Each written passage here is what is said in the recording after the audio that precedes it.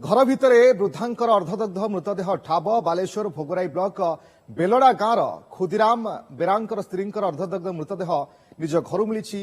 गत राति खाई पी समस्ते शोईथिले। आज सकाळे वृद्धांकर अर्धदग्ध मृतदेह घरे पड़िथिबा देखिबाकु मिलिथिला। मां पारिवारिक कलहरु आत्महत्या करिथिबा कहिसेंती मृतकंकर पुओ शंभुनाथ बेरा।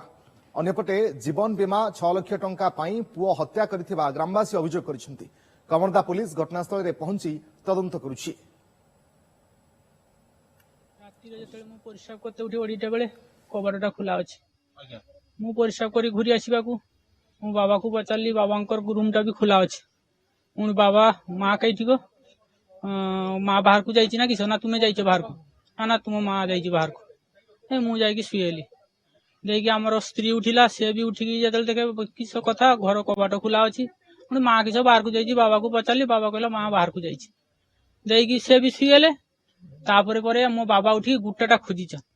खोजी खोजा बाथरूम फाथरूम पाखरु सब खोजी खोजा जाइकी जेतले देखे सेठी हमर टाइम कल अछि। सेठी निया लगिकी सेठी जेतले देखे सुपारी गछ गुड़ारे पड़छि। निया लगिया कारण होछि हमर जेठी हमर आदि घर सेठी टिके झमेला थिला।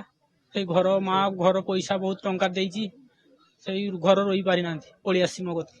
आमे आसी सकाळ देखिलु जे एठी मर्डर ହେଇଛି। तापर हमर सब साई पड़िसा लोक समस्त घेरी गले। आसी आलकु सेठी पाखरे गोटे बेढ़ा पाखरे की पाउंस पड़िछि साड़ी पुड़ा पड़िछि देखिलु। तापर आसी की पचारलु नास्ता को हमने काढी की देखेलेनी हमकु।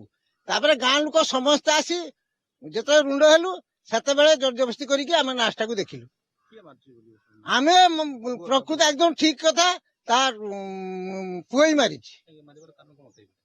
आमे शुणिलु जे 6 लाख टंका तार मिलिबो सेई पई से मारिछि।